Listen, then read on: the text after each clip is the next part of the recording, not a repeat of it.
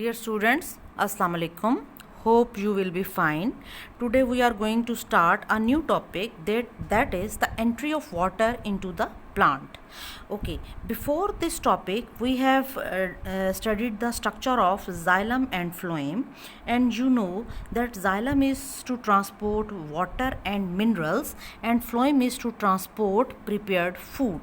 But now the question is that plant take water from the soil, but how this water reach to the leaves for the process of photosynthesis. So first of all, memorize or you can say recall the topic I have told you about water potential. I told you that water always move from higher water potential to lower water potential. Higher water potential mean, for example, here we are having a vessel in which there is, for example, water and a solution of salt is present.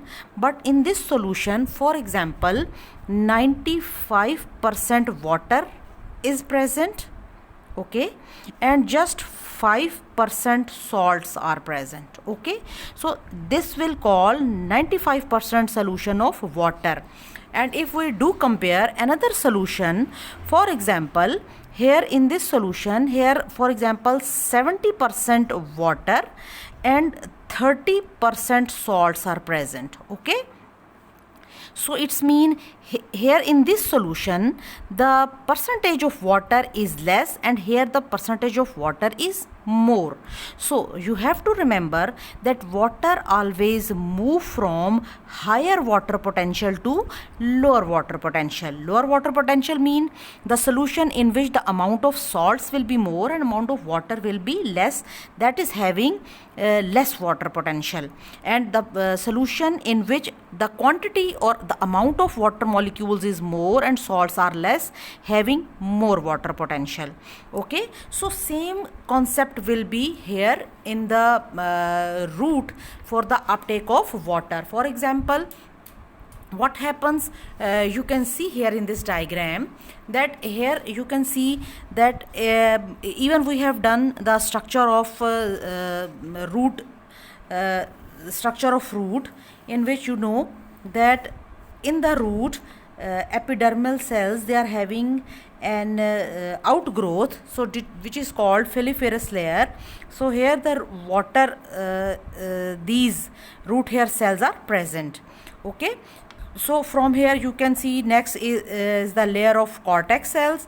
I told you even in the previous class I have explained this.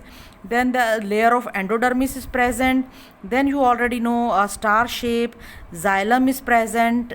Okay, so basically this water has to reach to these xylem cells. So how it will reach from there? Here you can see in the soil particles, root hairs are present, and between these soil particles and root hair, here water is available.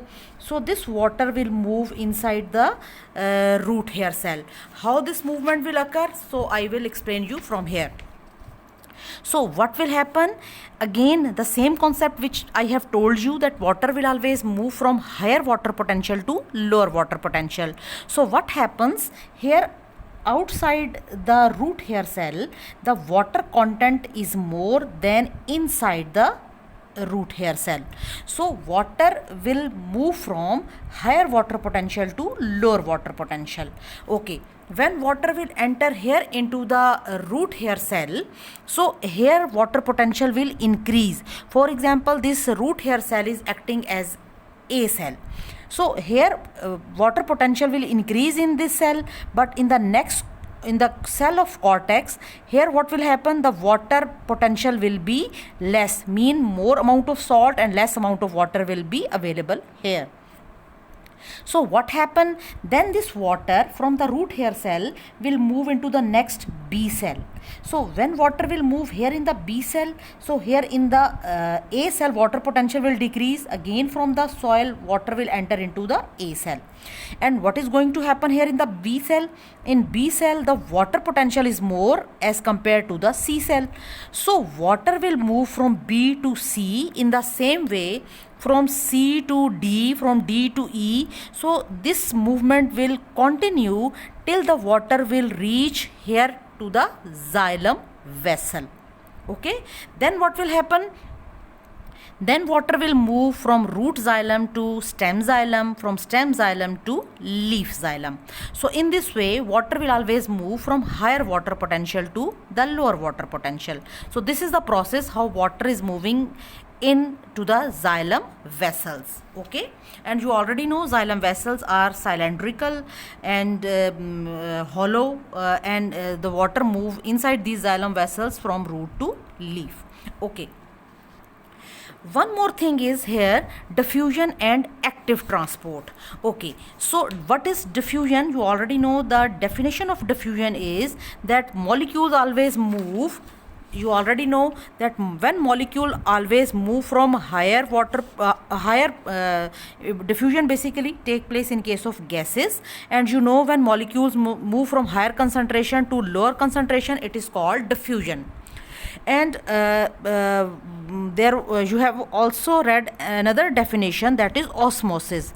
And osmosis is a special type of diffusion in which molecules move from higher concentration to lower concentration across a partially permeable membrane. And I told you partially permeable membrane is a membrane which allows small size particles to pass through it.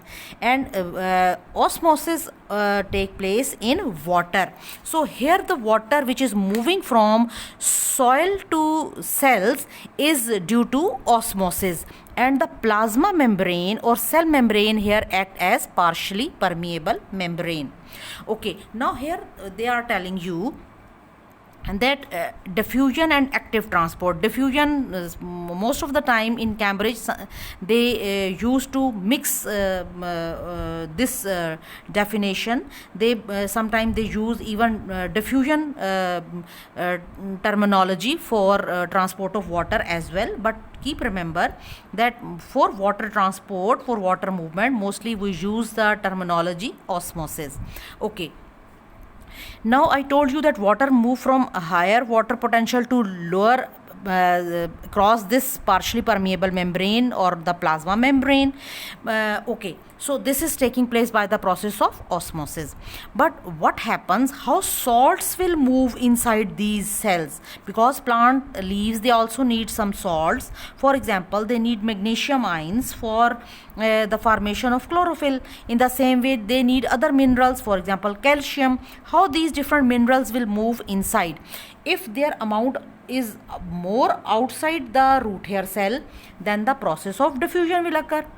But what happen actually, sometime, not sometime, but in most of the time, for the uptake of mineral, what happens that inside the cell the amount of minerals is more. For example, if we are considering calcium ions, so for example here the amount of calcium ion is more than the soil, because soil is the whole area.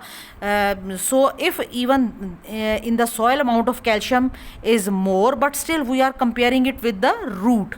So in this root area the amount of calcium ion is comparatively to those calcium cells which are present around this root hair cell is always less as compared to the inside. So now these calcium ions, they have to move from lower concentration to higher concentration. So for that reason you have read one more terminology, that is called active transport. What is active transport? And you have done in the previous chapters that active transport is the movement of ions or molecules from the region of low concentration to the region of higher concentration, and it is called against the concentration gradient. When it is moving against the concentration gradient, so energy will be utilized in this process. Okay, when we discussed here that osmosis was occurring, it was occurring from higher concentration to low concentration, so there was no need of energy, so it is also called passive transport. Diffusion and osmosis also called passive transport.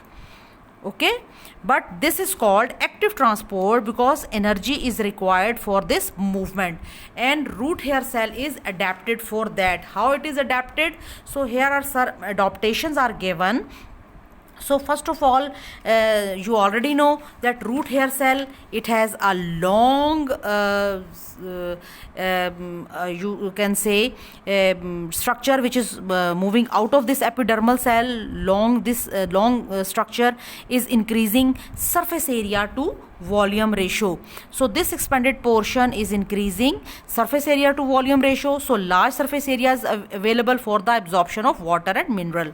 Secondly, in the root hair cell, you will remember that here even in these cells, cell sap will also present. What is cell sap? Water and minerals. It can also have glucose, it can also have amino acids. So due to all these things, so what happens,